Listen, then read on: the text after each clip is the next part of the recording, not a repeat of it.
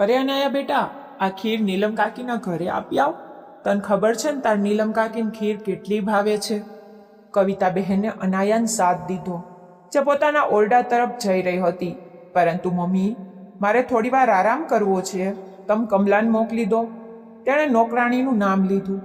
અરે તે કામમાં વ્યસ્ત છે, કોઈ એટલું મોટું કામ નથી કે તું ના પાડી રહી છે. મમ્મીના કહેવા પર તેણે ખીરનો વાટકો લીધો અને નીલમ કાકીના ઘર તરફ આગળ વધી. જોકે ઘર વધારે દૂર નહોતું. તેમના આંગણામાં જ નીલમ કાકીના ઘરની દિવાલ અડેલી હતી અને આ જ દિવાલમાંથી એક નાનો દરવાજો હતો, એટલે કે ઘરની અંદરથી જ બીજા ઘરમાં જઈ શકાતું હતું. પરંતુ તેને ક્યાં ખબર હતી કે આજે આ ખીર તેના જીવનનું જોખમ બની જશે. જો ખબર હોત તો તે ક્યારેય ના આવત. કવિતા કાકી ઘરે નહોતા. તે ખીરનો વાટકો મૂકીને પાછી વળવા જતી હતી, ત્યાં જ કોઈના મજબૂત હાથોની પકડ તેને પોતાના કાંડા પર અનુભવાઈ. તેણે પાછા વળીને જોયું તો કબીર ઊભો હતો. કબીર, છોડો મારો હાથ.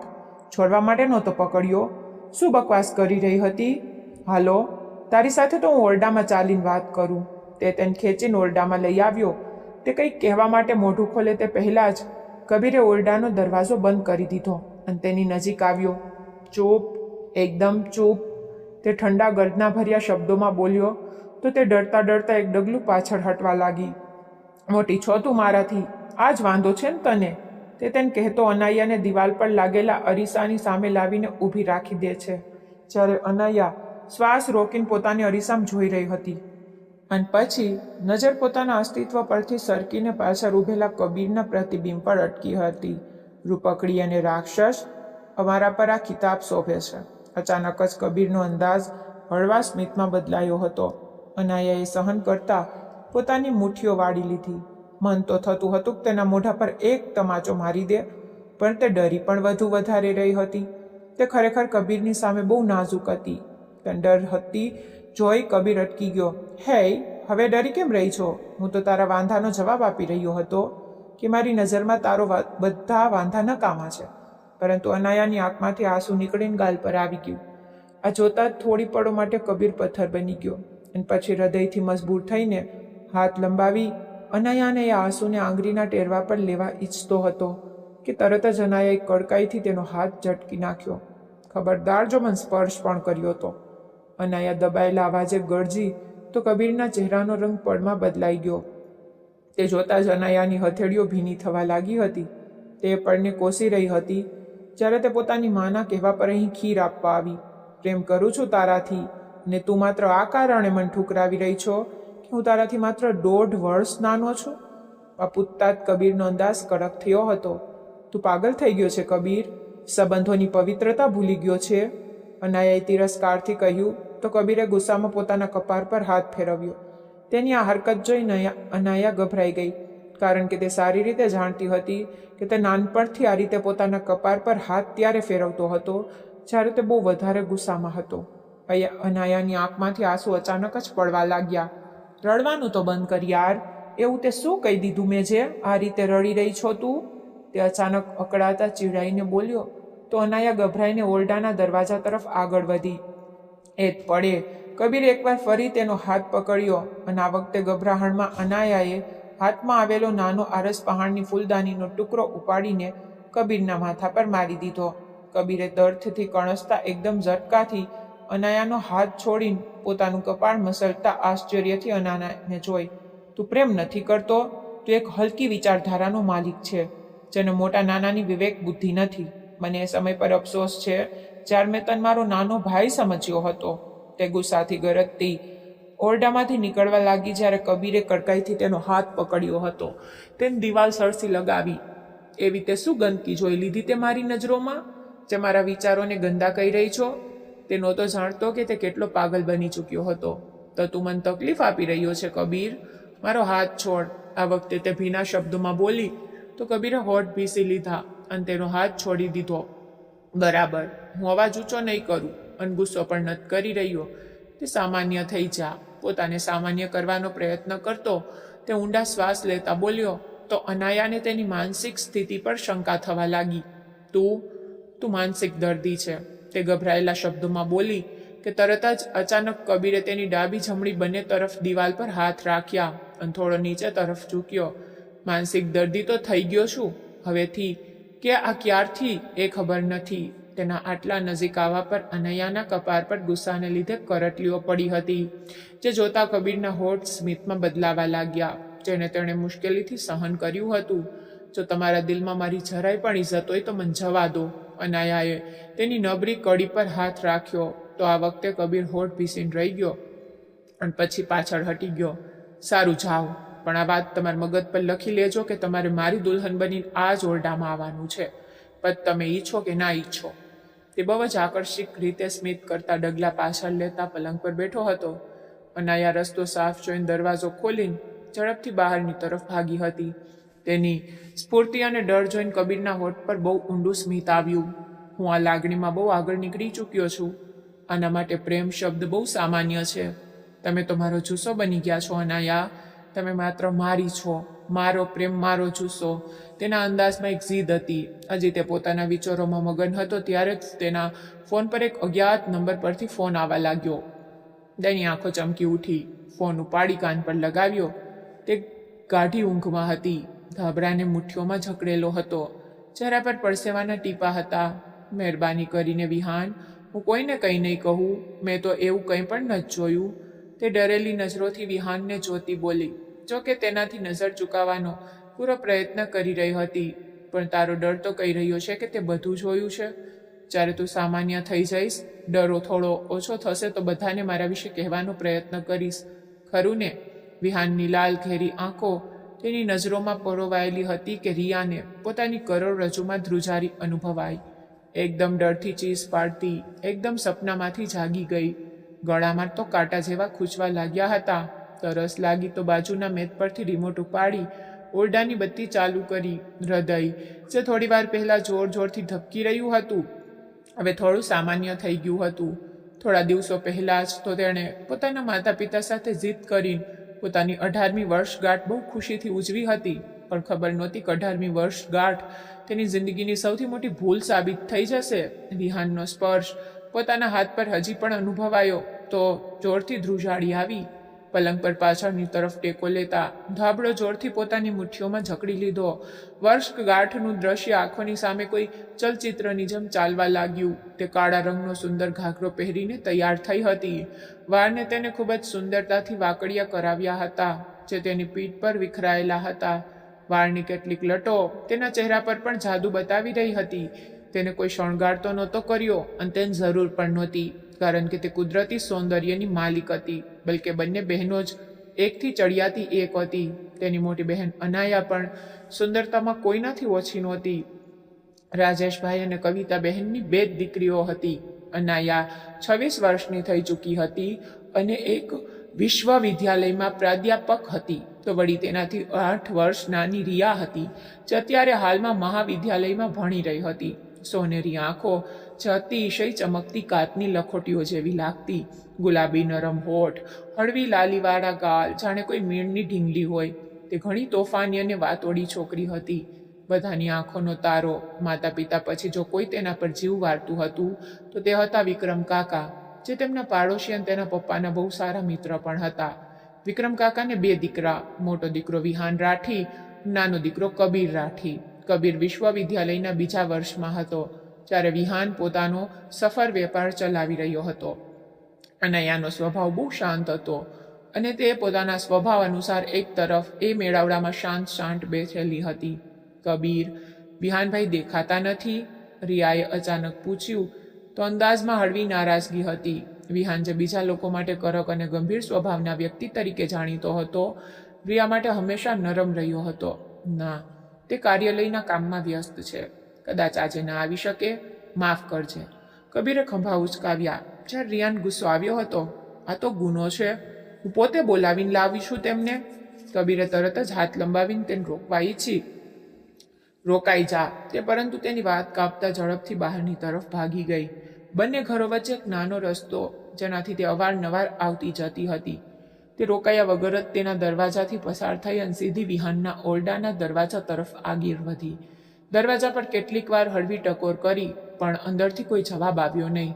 તેણે બેચેનીથી 1-2 વધુ ટકોર કરી. એટલામાં એક નોકરાણી ત્યાંથી પસાર થઈ અને બોલી, વિહાન સાહેબ ઓરડામાં નથી મેડમજી, અભ્યાસ ખંડમાં છે, અને તેમણે ના પાડી છે કે કોઈ તેમને ખલેલ ના પહોંચાડે. રિયાએ ઊંડો શ્વાસ લીધો, જાણે પોતાને તૈયાર કરી રહી હોય. બીજાને ના પાડી હશે, પણ મને નહીં. નોકરાણીએ કંઈક કહેવા માટે હોઠ ખોલ્યા પણ નહોતા કે તે આ પહેલાં જ અભ્યાસ ખંડ તરફ આગળ વધી ચૂકી હતી. દરવાજા સુધી પહોંચીને તેને ટકોર કરવા હાથ ઉઠાવ્યો જ હતો કે દરવાજો પોતાની મેળે જ થોડો ખુલી ગયો. તે અંદર આગળ વધતી કે તરત જ કંઈક અવાજ સાંભળીને એકદમ ચોંકીને રોકાઈ ગઈ હતી. વધુ સમય બગાડી શકું નહીં. 2 ક્ષણ, બસ 2 ક્ષણ. જો આ મોઢું નથી ખોલતો તો ખત્મ કરો આને. અંદરથી વિહાનનો ઠંડો પણ ભયાનક અવાજ ગુંજ્યો હતો. જ્યારે રિયા ચોંકી ઉઠી, પણ બીજી જ પળે તેણે અચાનક જ આખો દરવાજો ધકેલી દીધો. પરવાનગી વગર અંદર દાખલ થવું તેની જિંદગીની સૌથી મોટી ભૂલ હતી. ઓરડામાં ઝાંખો પ્રકાશ હતો. વિહાન તેની તરફ પીઠ ફેરવીને ઊભો હતો, નજર દિવાલ પર લાગેલી મોટી ફોલ્ડિંગ એલસીડી સ્ક્રીન પર જામેલી. તે પહેલાં પણ અહીં આવી હતી, પણ આ સ્ક્રીન પહેલીવાર જોઈ. તેની આંખો સ્ક્રીન પર જામેલી હતી, જ્યાં એક માણસ દોરડાથી બંધાયેલો હતો. તેના ચહેરા પરથી લોહી વહી રહ્યું હતું. હોઠ સૂજી ગયેલા હતા અને તેની દર્દભરી સિસકીઓ પણ સંભળાઈ રહી હતી. આ જોઈને રિયાના શ્વાસ ગળામાં અટકી ગયા. હૃદય ઝડપથી ધબકવા લાગ્યું. બીજે જ પળે ગોળી ચાલવાનો અવાજ આવ્યો. એકદમ ક્રૂરતાથી સ્ક્રીન પર બધું શાંત થઈ ગયું. રિયાના હોઠમાંથી એક જોરદાર ચીસ નીકળી હતી. વિહાને ચોંકતા ફોન હાથમાં પકડી એકદમ પાછળ ફર્યો. તેની આંખોમાં લાલ દોરા ઉતરી આવ્યા. રિયા! તેનો અંદાજ વીજળીની જેમ કડક હતો. રિયાના અસ્તિત્વ પર ધ્રુજારી પથરાઈ ગઈ. ટકોરા કર્યા વગર એકદમ અંદર કેમ આવી તું? વિહાનના અવાજમાં એટલી કડકાઈ હતી કે પળભર માટે રિયાના શ્વાસ રોકાઈ ગયા. રિયાની નજરો હજી પણ સ્ક્રીન પર જામેલી હતી, જ્યાં થોડીવાર પહેલાં એક કાળજું કપાવી દે તેવું દ્રશ્ય ચાલી રહ્યું હતું. વિહાન સાહેબે ઝડપથી રિમોટ ઉપાડ્યું અને બટન દબાવ્યું અને સ્ક્રીન કાળી થઈ ગઈ. પરંતુ જ્યારે તે પાછો ફર્યો તો રિયા ત્યાં હાજર નહોતી. ધિક્કાર! રોકાઈ જા રિયા, રોકાઈ જા! તે ગુસ્સાથી ત્રાડ્યો, પણ ત્યાં સુધીમાં રિયા તો ભાગી ચૂકી હતી. સીડીઓ ઉતરતી વખતે તેના ડગલા લથડ્યા. 2 ઇંચની એડીમાં સંતુલન ના બન્યું અને તે છેલ્લી સીડી પરથી લપસીને જમીન પર જઈ પડી. એક ચીસ તેના હોઠમાંથી નીકળી. વિહાન એક જ પળમાં તેની પાસે પહોંચ્યો. તેના હાથને મજબૂતીથી પકડીને તેને ઊભી કરી અને જબરદસ્તી ઓરડામાં ખેંચીને લઈ આવ્યો. કેમ ભાગી રહી હતી? તેનો અંદાજ એટલો ઠંડો હતો કે રિયાનું લોહી ડરથી થ્રીજી જવા લાગ્યું. દયા અને માનવતા વગરની ઠંડી નજરો, ના ગુસ્સો ના નરમાશ, માત્ર એક રહસ્યમય રંગ હતો. રિયાનો અવાજ કાપી ઉઠ્યો. તે સ્ક્રીન પર તે હત્યા! વિહાનના હોઠ પર એક ખતરનાક સ્મિત ઉતરી આવ્યું. તે એક ડગલું નજીક આવ્યો. શું જોયું તે? ફરીથી તો જણાવ.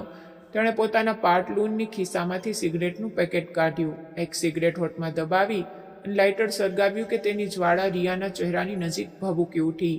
તેના શ્વાસ થંભી ગયા. કેમ આવી હતી તું? વિહાનજીએ લાઇટર ઓલવીને ધીમેથી પૂછ્યું.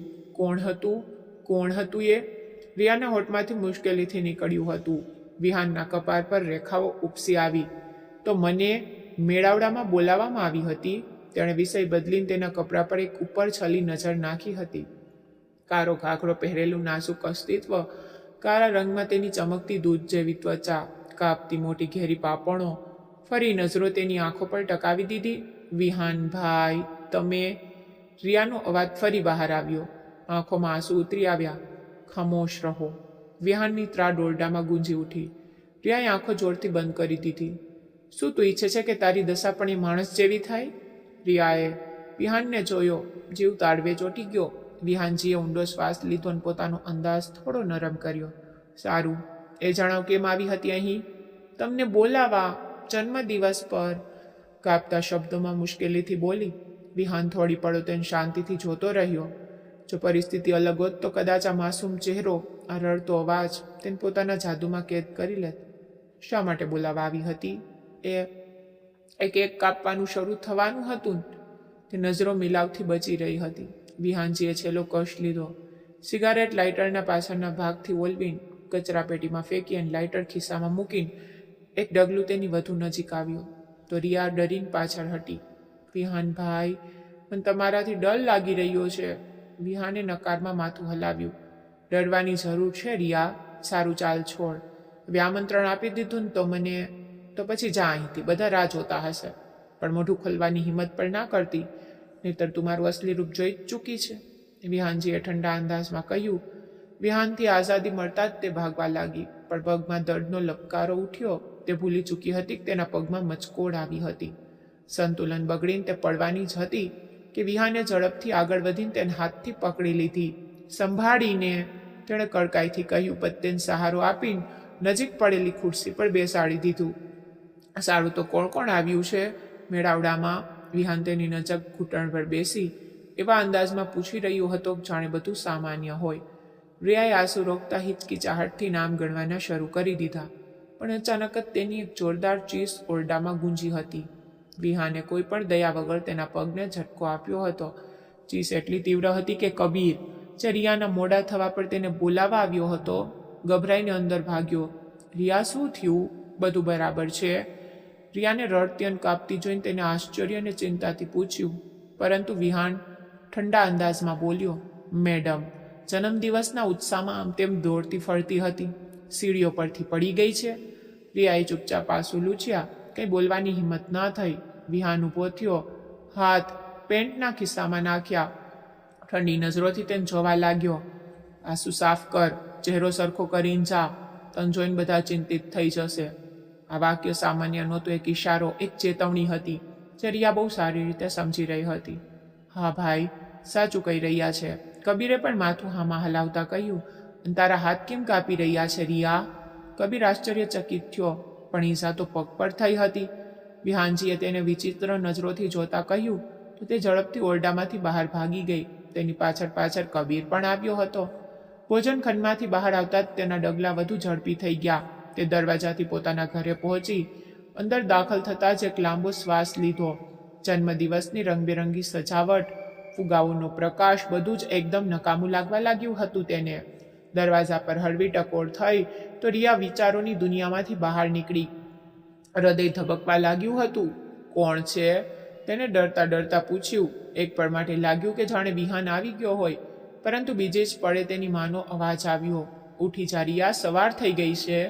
તેને ઊંડો શ્વાસ લીધો, જાણે જીવમાં જીવ આવ્યો હોય. પલંગ પરથી ઉઠીને સ્વચ્છ થવા સ્નાન ગૃહમાં ચાલી ગઈ, પરંતુ ચહેરા પર ડર હજી પણ બાકી હતો. આ તો રોજનો ક્રમ બની ગયો હતો. અડધી રાત્રે તે ડરના લીધે જાગી જતી, પછી સવાર સુધી પાછી ઊંઘ ના આવતી. જોકે આ વાતને પૂરા 20 દિવસ વીતી ચૂક્યા હતા, અને આ 20 દિવસમાં બહુ બધું બદલાઈ ગયું હતું. વિહાનની તીક્ષ્ણ નજરોનો સામનો કરવો પડતો, અને આ સિવાય એક બીજો ધડાકો જે તેના માથા પર થયો હતો. આ 20 દિવસોમાં વિહાનજીએ પોતાનું શક પણ તેના માટે મોકલ્યું હતું, અને આ શક પણ પાછળ શું હેતુ હતો તે નહોતી જાણતી. સ્વચ્છ થયા પછી તે મંદિરમાં ચાલી આવી હતી, જે ઘરમાં જ એક તરફ બનેલું હતું. ભગવાનજીની સામે આવતા આવતા તેની આંખોમાંથી આંસુ પોતે જ વહેવા લાગ્યા હતા. તે ત્યાં જ ભગવાનજીના ચરણોમાં બેસતા રડતા રડતા ભગવાનજીને પ્રાર્થના કરવા લાગી. તેના હોઠમાંથી એક ડૂસકું નીકળ્યું હતું. હે ભગવાનજી, મને વિહાનથી બચાવી લો. હું મરી જઈશ પણ તેમની સાથે લગ્ન નહીં કરું. તે આ જ શબ્દો દોહરાવતી રહી ત્યાં સુધી કે ભગવાનજી પ્રાર્થના કરતા કરતા તેની આંખ પણ મળી ગઈ, અને તે ત્યાં જ ભગવાનના ચરણોમાં સૂઈ ગઈ. કિંમત જણાવો. હાથમાં લાઇટર ફેરવતા વિહાને ઠંડા શબ્દોમાં પૂછ્યું. સામે બેઠેલા બંને લોકોના હોઠ ધ્રુજી રહ્યા હતા. રૂમ હળવા અંધારામાં ડૂબેલો હતો. માત્ર ટેબલ પર રાખેલા સોનેરી લેમ્પનો પ્રકાશ તેના ચહેરાના એક ભાગ પર પડી રહ્યો હતો.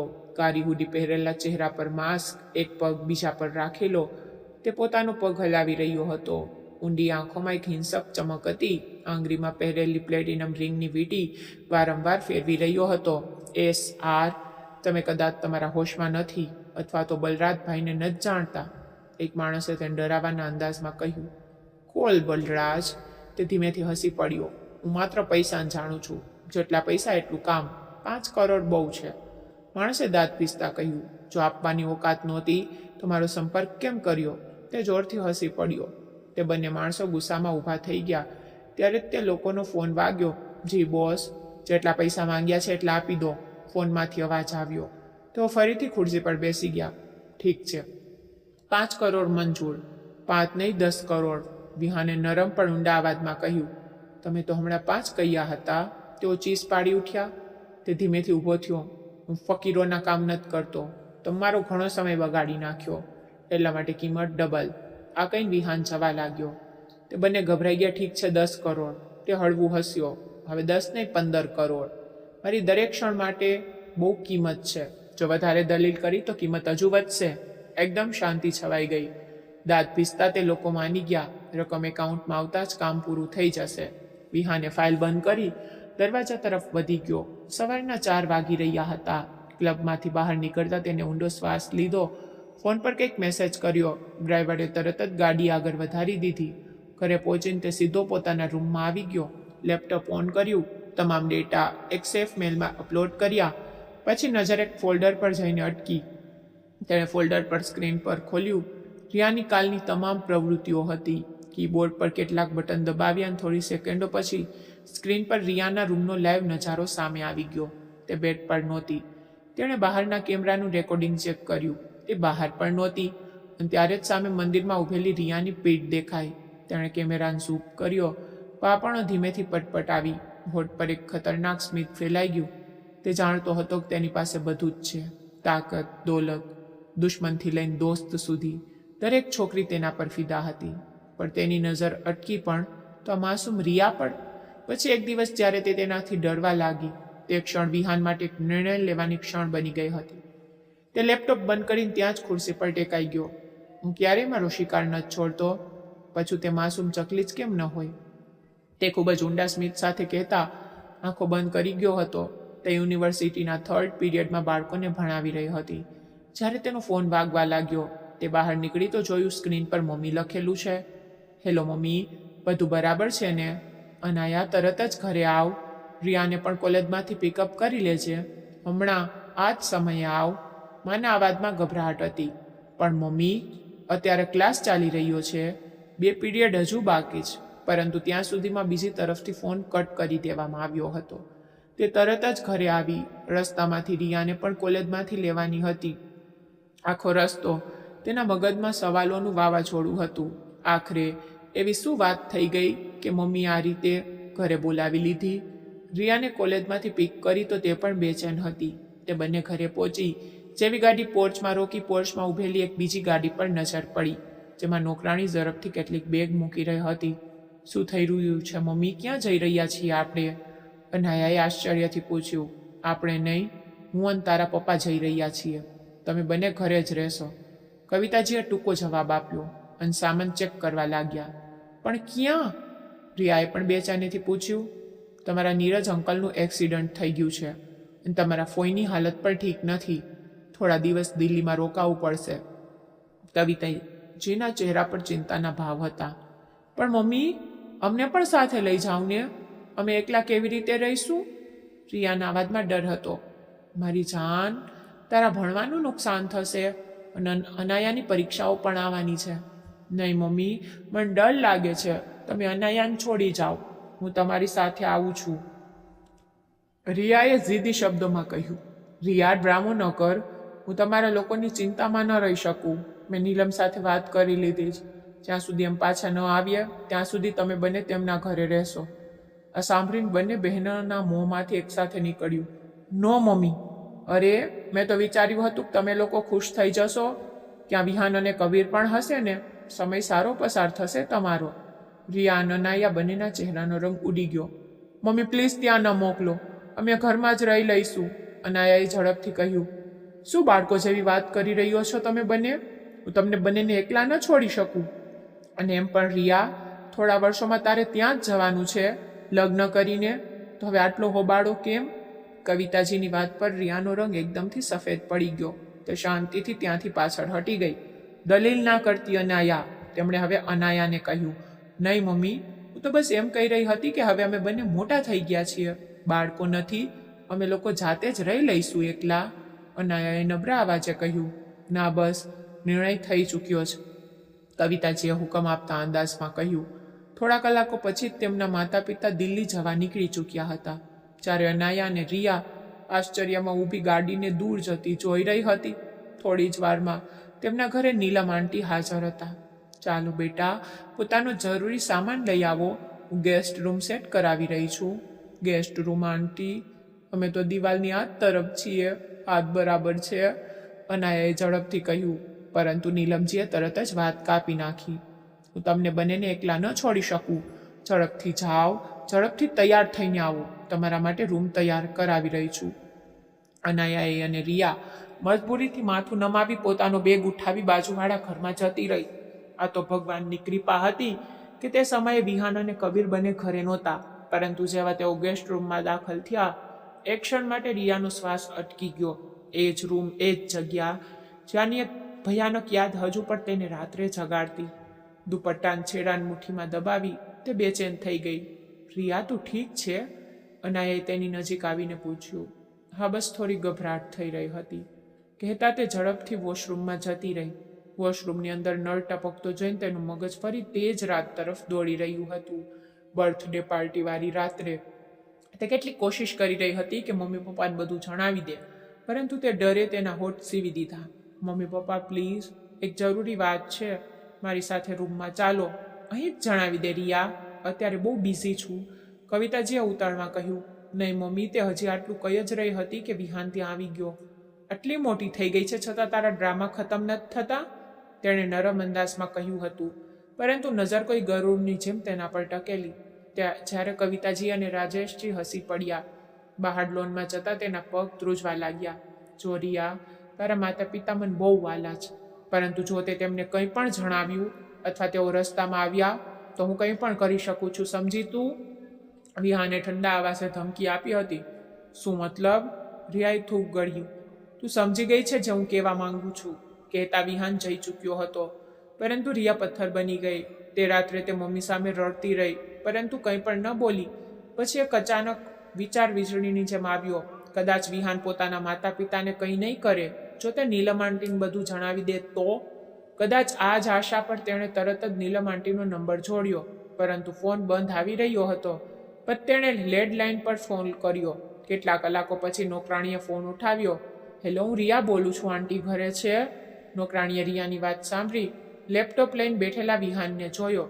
વિહાને ભમર ઊંચી કરી તો નોકરાણીએ ઈશારાથી જણાવ્યું કે ફોન પર રિયા છે અને નીલમ આંટી વિશે પૂછી રહી છે.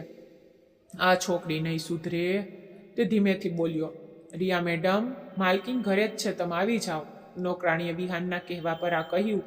સાંભળતા જ તેને કોલ બંધ કર્યો. 2 મિનિટમાં તૈયાર થઈને બાજુવાળા ઘરે પહોંચી. નોકરાણી લંચમાં હતી. તેણે હાથના ઈશારાથી ગેસ્ટ રૂમ તરફ ઈશારો કર્યો કે મોટી માલકીન ત્યાં જ છે. ઓકે, રિયાએ હસીને કહ્યું અને ઝડપથી ગેસ્ટ રૂમનો દરવાજો ખોલ્યો. પરંતુ રૂમ તો બિલકુલ ખાલી પડ્યો હતો. આંટી, આંટી, તમે ક્યાં છો? તે આગળ વધી હતી. પાછળથી દરવાજો બંધ થવાના અવાજ પર ચોંકીને ફરી તો દિલ ઉછળીને ગળામાં આવી ગયું. દરવાજાને ટેકો દઈને વિહાન ઊભો હતો. નજરોમાં ઘણો સુકૂન અને તેના શરીરમાંથી જાણે જીવ નીકળી ગયો હતો. તમે અહીં? હું તો... તે સમજી જ ન શકી કે શું બોલે. હાન ઉત્સુકતાથી તેનો બદલાતો રંગ જોઈ રહ્યો હતો. તું લાતોના ભૂત છો, વાતોથી નહીં માનો. મમ્મી સાથે શું વાત કરવા આવી હતી? વિહાને શાંતિથી પૂછતા એક કદમ રિયા તરફ વધાર્યા હતા. તમે ખોટું સમજી રહ્યા છો વિહાન ભાઈ, હું તો બીજી વાત કરવા આવી હતી. રિયાએ ગભરાતા કહ્યું. કે શું વાત કરવી હતી? વિહાને ચોંકવાના અંદાજમાં હોઠ ગોળ કર્યો. તે મને કંઈક જરૂરી વાત કરવી હતી. પાછળ કદમ લેતા રિયાએ કપાળ પર આવેલો પરસેવો સાફ કર્યો. અને તે જરૂરી વાત શું હતી? વિહાને એકદમ તેની તરફ વધુ વધાર્યા તો તે રિયાને પાછળ જવાની જગ્યા ન મળી. નજર રૂમ સાથે જોડાયેલા વોશરૂમ તરફ ગઈ તો જીવ બચાવવા માટે તે ઝડપથી વોશરૂમ તરફ ભાગી. પરંતુ બદકિસ્મતીથી વોશરૂમનો લોક ખરાબ હતો. શીટ! બળબડતા તે રડી પડવા જેવી હતી જ્યારે વિહાને વોશરૂમનો દરવાજો ખોલ્યો. સોરી, મને તો કંઈ પણ યાદ નથી. હું તો બધું ભૂલી ગઈ છું. મારું મગજ બહુ નબળું છે ને 2 દિવસની વાત પણ હું ભૂલી જાઉં છું. હું બધું ભૂલી ચૂકી છું, સાચે. હું તો બસ માર્કેટમાં કપડાં પર સેલ લાગી હતી તેની જ વાત કરવા આવી હતી આંટી સાથે. રિયાએ તેના વિશ્વાસ આપવા ઈચ્છ્યું. વિહાને પળવાર માટે અટકતા તેને ઊંડી નજરોથી જોઈ. તેની સાફ અને બેરંગ દુનિયામાં રિયાનો ગભરાયેલો ચહેરો સૌથી સુંદર હતો. તે ડરતી વખતે પણ બહુ સુંદર લાગતી. જો આ જ વાત હતી તો તારે ભાગવું નહોતું જોઈતું. વિહાને છાતી પર હાથ બાંધતા અફસોસથી કહ્યું. રિયાની નજર અચાનક જ કમોડ પર પડી ગઈ. ઇમરજન્સી હતી, કહેતા રિયાએ જોરથી આંખો બંધ કરી લીધી અને શરમથી ચહેરો લાલ થઈ ગયો. રિયલી? વિહાને દાંત ભીસતા પૂછ્યું અને રિયાનો હાથ પકડીને વોશરૂમના આગળના પાર્ટીશનમાં લઈ આવ્યો, જ્યાં બાથટબ હતું. પાગલ થઈ ગયા છો? છોડો મને, નહીંતર હું આંટીને બધું કહી દઈશ. તેની ધમકીને અવગણતો તેને બાથટબમાં ધક્કો મારી ગયો અને પછી આગલી ક્ષણે તેણે બાથટબના 3 નળ ખોલી દીધા. પાણી ઝડપથી બાથટબમાં ભરાવા લાગ્યું હતું. છોડો મને, પાણી બંધ કરો, મને ડર લાગે છે. રિયાએ આટલું જ કહ્યું જ્યારે વિહાન ગુસ્સાથી ત્રાડ્યો. બિલકુલ ચૂપ. તે પડવારમાં ફફડીને રડવા લાગી હતી. પાછળ હટતા બાથટબમાંથી નીકળવા લાગી જ્યારે વિહાને તેને ફરીથી પગથી પાણીમાં ખેંચી. રિયાનો હાથ પકડી ઝટકાથી તેને બાથટબમાં પાડી તેના ખંભા પર જોર આપ્યું કે પાણીની અંદરથી રિયાના મોંમાંથી નાના નાના પરપોટા નીકળવા લાગ્યા. તે પોતાની જાતને છોડાવતા તડફડવા લાગી. રિયાને થોડી સેકન્ડો પછી જ તેને પાણીમાંથી બહાર કાઢી. રિયા ઝડપથી શ્વાસ લેવા લાગી. પહેલાં કે તેના શ્વાસ પૂરી રીતે સામાન્ય થાય, વિહાન ફરી પાછો બાથટબમાં તેને નાખી ચૂક્યો હતો. થોડી ક્ષણો પછી પાછી બહાર કાઢી. તે પહેલાં કરતાં વધુ ડરેલી અને બેહાલ થતી વિહાનના હાથને વળગી પડી. વિહાન કેટલીક ક્ષણો તે નાજુક ભીના અસ્તિત્વને પોતાના હાથ સાથે જોડાયેલું જોતો રહ્યો, જે પૂરી તીવ્રતાથી ધ્રુજતા વિહાનનો હાથ પકડી રહી હતી. મેં તારી સાથે બહુ નરમાશ રાખી, તને બહુ સમય આપ્યો, પણ તે મારી વાતને ગંભીરતાથી ન લીધી. તું મને હજુ સારી રીતે જાણતી નથી રિયા, નહીંતર કોઈ પણ અવળું પગલું ભરતા પહેલાં 10 વાર વિચારતી. તને સાચે જ લાગે છે કે તું મને એક્સપોઝ કરી શકે છે? કોને કહીશ? કોઈ પણ તારો વિશ્વાસ નહીં કરે. કોઈ પુરાવો છે તારી પાસે? વિહાનના સવાલ પર તેણે જોરથી આંખો બંધ કરી, પરંતુ હાથને હજુ સુધી છોડ્યો નહોતો. તારા પર ના જાણે કેમ મન દયા આવી જાય છે, નહીંતર પોતાના રસ્તામાં આવનારા લોકોને હું કીડીઓની જેમ સાફ કરી દઉં છું.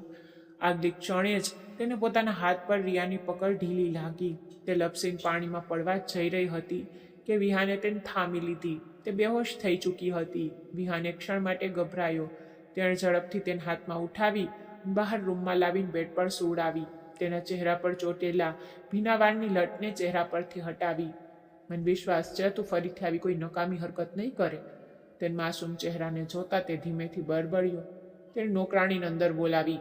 આના કપડાં ચેન્જ કરો કહેવાની સાથે જ તે રૂમમાંથી બહાર નીકળી ગયો. તે આંખો બંધ કરીને ઊભી હતી. તેને થોડા દિવસ પહેલાંનો નજારો યાદ આવ્યો હતો અને આજે તે ફરી એ જ ગેસ્ટ રૂમમાં હાજર હતી, જ્યાં તેની સૌથી ડરામણી યાદો જોડાયેલી હતી. સૂઈ ગઈ કે શું બાથરૂમમાં જઈને? અનાયાના બોલવાથી તે હોશમાં આવી અને તરત જ વોશ બેસિન પર નળ બંધ કરી ચહેરો ટુવાલથી લૂછ્યો બહાર આવી ગઈ. જ્યારે અનાયાએ તેની ઊંડી નજરોથી જોઈ હતી. Are you okay Riya? તું ઠીક તો છો ને? હા હા, બિલકુલ ઠીક છું. તે નજરો ચોડાવતા ઝડપથી બેડ તરફ વધી ગઈ. અનાયા લોનની નરમ લીલી ઘાસ પર પુસ્તક પકડીને ધીમે ધીમે ચાલી રહી હતી. જ્યારે ગેટ પાસે ગાડીના હોર્નની તેના કદમ અટકી ગયા. તે એકદમ ચોંકી ઉઠી અને નજરો ગેટ તરફ ઉઠાવી તો જોયું કે કબીરની કાર હતી. દિલના કોઈ ખૂણામાં ગભરાહટે માથું ઉચક્યું. તેણે પુસ્તકને છાતી સરસો ચાપ્યું. ઝડપથી પાછળની તરફ બગીચા તરફ દોડી ગઈ. થોડી વાર તેને અહીં તહીં નજર દોડાવી. જ્યારે શાંતિ થઈ ગઈ કે કબીર અંદર જઈ ચૂક્યો હશે તો ઊંડો શ્વાસ લીધો. ભગવાનજી, આ મુસીબત દરેક સમયે કમોસમી વરસાદની જેમ આવી પડે છે. સફેદ ડેટકો હોતમાં બળબડતી તે ફળી, પરંતુ આગલી ક્ષણે તેની ચીસ હવામાં ગુંજી ઉઠી હતી. કબીર બરાબર તેની સામે ઊભો હતો. અરે અરે, આટલી બધી કેમ ડરી ગઈ? હું કોઈ ભૂત થોડો છું કે તમે મારા ડરથી છુપાતી ફરો? તે મસ્તીથી હસતા બોલ્યો. તો અનાયાનો ચહેરો લાલ થઈ ગયો. કદાચ તેની બરબરાટ કબીરે સાંભળી લીધી હતી. તું અચાનક અહીં આવી ગયો? મને તો ખબર જ નહોતી કે તું પાછો આવી ગયો છે. તે પોતાને નોર્મલ દેખાડવાનો પ્રયત્ન કરવા લાગી. કબીરે બંને હાથ છાતી પર બાંધ્યા. મન જોતા જ તમે અહીં ભાગી આવ્યા અને હવે અજાણ બની રહ્યા છો? કબીરે આંખો નાની કરી અને એક કદમ આગળ વધાર્યો. નકામી વાતો ન કર કબીર, હું કેમ ભાગીશ? તે નજર ચોરાવતા પાછળ હટી. ચોકીદારે જણાવ્યું છે તે બિચારો જૂઠ કેમ બોલશે? કબીરે બનાવટી આશ્ચર્યથી પૂછ્યું. બદતમીઝ જૂઠો ચોકીદાર, તેનું તો હું માથું ફોડીશ. તે ગુસ્સાથી બોલી અને કબીરની પાસેથી નીકળવા લાગી. પરંતુ કબીરે કદમ વધારીને તેનો રસ્તો રોકી લીધો. સાચું જણાવ, ડરી રહી હતી ને મારાથી? તેણે નરમાશથી સવાલ પૂછ્યો. કબીરા, શું બદતમીઝી છે? રસ્તો છોડ મારો. ગભરાહટ છુપાવતા તે મજબૂત શબ્દોમાં બોલી. આ સમયે ઘરે બધા લોકો હાજર હતા. તેને ડરાવવાની જરૂર નહોતી, પરંતુ છતાં તે ડરી રહી હતી. માત્ર એ જાણવા માંગુ છું કે શું સાચે જ મારાથી ડરે છે? તેના અંદાજ હવે મસ્તીમાંથી ગંભીરતામાં બદલાઈ ચૂક્યા હતા. નહીં તો હું કેમ ડરીશ? તું તો મારાથી નાનો છે. અને એના શબ્દોમાં ખચકાટ હતો, પરંતુ આ નાનો હોવાનો ટોણો તેને બહુ ખરાબ લાગ્યો હતો. નાનો માત્ર ઉંમરમાં છું, બાકી દરેક રીતે તારાથી મોટો છું, સમજી? તે ધીમેથી બોલ્યો. પરંતુ જવાબમાં અનાએ નજરો ચુરાવી લીધી અને આગળ તરફ વધવા લાગી. ત્યારે જ કબીરે તેની કાંજી પકડી લીધી. મને આટલી સરળતાથી અવગણી ન શકે તું. પરંતુ તેની આ હરકત પર અનાએ એકદમ ધ્રુજી ઉઠી હતી. આગલી ક્ષણે થપ્પડના અવાજે બધાને શાંત કરી દીધા. અનાયાનો હાથ કબીરના ચહેરા પર પડ્યો. હા, હું ડરતી નથી તારાથી. સાંભળ્યું તે કબીર? તું મારાથી નાનો છે ઉંમરમાં, વિચારમાં, દરેક વસ્તુમાં. તે ઝડપથી બોલી અને પછી રોકાયા વગર ત્યાંથી ભાગી ગઈ. કબીર થોડી ક્ષણો શાંત ઊભો રહ્યો. તેના ચહેરા પર કોઈ ભાવ નહોતો, પણ ધીમેથી તેના દિલને કંઈક થયું. આંખો બંધ કરી તે આઘાતમાં હતો. આઘાત થપ્પડ વાગવાનો નહોતો, તે વાક્યનો હતો જે તે બોલીને ગઈ હતી. તે ધીમેથી નજીક રાખેલી ખુરશી પર બેસી ગયો. સિગરેટ કાઢી પરંતુ સળગાવ્યા વગર હાથમાં દબાવી રાખી. અનાયા પોતાના રૂમમાં પહોંચતા જ દરવાજો બંધ કરી ચૂકી હતી. દિલ ઝડપથી ધડકી રહ્યું હતું. આ શું કરી દીધું મેં? જો કબીરે કંઈક ઊંધું કરી દીધું તો? તે ધડામ દઈને બેડ પર બેસી ગઈ. હજુ તે પોતાને સંભાળી રહી હતી કે દરવાજો ખુલતા માથું ચક્યું. રિયા અંદર આવી હતી. શું થયું દીદી? ચહેરો આટલો લાલ કેમ થઈ રહ્યો છે? કંઈ નહીં, બસ એક્ઝામ નજીક છે ને એટલા માટે થોડી પરેશાન હતી. તે નજરો ચુરાવતા બોલી. પણ તમારા હાથ કેમ ધ્રુજી રહ્યા છે? રિયા તેનો હાથ પકડીને પૂછ્યું, પરંતુ અનાયાએ વાત બદલી નાખી. છોડા બધું, ચા આંટીને મદદ જોતી હશે કિચનમાં. રિયા ખંભા ઉચકતી બહાર નીકળી ગઈ. શાંત થઈ તો બારણું ખુલ્યું. વિક્રમજી અને વિહાન અંદર દાખલ થયા હતા. રિયા અનાયા નીલમજી સાથે લાઉન્જમાં બહાર જ બેઠેલી હતી અને વાતો કરી રહી હતી. અરે વાહ, આજે તો ઘરમાં ઘણી ચહલ પહલ છે. વિક્રમજીએ હસીને બંનેના માથા પર હાથ મૂક્યો. વિહાન બસ એક નાની નજરે લોકો પર નાખીને પોતાના રૂમ તરફ આગળ વધી ગયો. મમ્મી, રૂમમાં ચા મોકલી દેજો. રૂમની નજીક પહોંચીને વિહાને પોતાની માને કહ્યું. આટલો ખડૂસ કેમ છે? અનાયાએ મોં બગાડીને રિયાને પૂછ્યું, જેના ચહેરાનો રંગ સફેદ પડી ચૂક્યો હતો. રૂમમાં પહોંચીને તે સોફા પર બેઠો હતો. ગરદનને પાછળ ઝટકો આપ્યો અને એક સિગરેટ કાઢી. ધુમાડો ધીમે ધીમે રૂમમાં ફેલાવા લાગ્યો. ત્યાં જ તેનો ફોન રણકી ઉઠ્યો. ઓકે, કહીને કાન પર લગાવ્યો. તમને ખબર છે ને, વિનયવાળા કેસમાં જે માણસને મારવામાં આવ્યો હતો તે માણસ નિર્દોષ હતો. આ શબ્દો જાણે કાનમાં વીજળી બનીને પડ્યા હતા. તે પળભર માટે સૂન થઈ ગયો. પછી સિગરેટની સળગતી રાખને આંગળીઓ વચ્ચે મસળી નાખી. ત્યારે જ બારણા પર હળવી ટકોર થઈ. વિહાનભાઈ, આંટી કહી રહ્યા છે કે લોનમાં આવી જાઓ, બધા સાથે ચા પીશું. બારણા પર અનાયા ઊભી હતી. અત્યારે નહીં, થાકેલો છું. તમે લોકો એન્જોય કરો. વિહાને આંખો બંધ કરી લીધી. જ્યારે અનાયાએ સહેજ મોં ત્રાસું કર્યું અને બારણું બંધ કરી ત્યાંથી ચાલી ગઈ. લોનમાં બધા લોકો હતા સિવાય વિહાનના. વિહાન ગ્લાસ વોલની પાછળ ઊભો રહી બહાર જોઈ રહ્યો હતો. એક હાથમાં ચાનો કપ, બીજા હાથમાં સિગરેટ. નજર ઠરી તો સીધી અનાયા પર જઈને ઠરી ગઈ અને એ જ પડે તેના મગજમાં એક બીજી વાત ગુંજી હતી જે તેને ફોન પર કહેવામાં આવી હતી. રાજેશ સાહેબની મોટી દીકરી અનાયા જોખમમાં છે. આ સમયે એ જ નિશાન પર છે. તેણે ચાનો કપ ટેબલ પર મૂક્યો. રિયા, તેના મગજમાં પહેલી ચિંતા રિયાની આવી હતી. તો તેને પણ જોખમ હોઈ શકે છે, પણ અત્યારે માત્ર અનાયા નિશાના પર છે.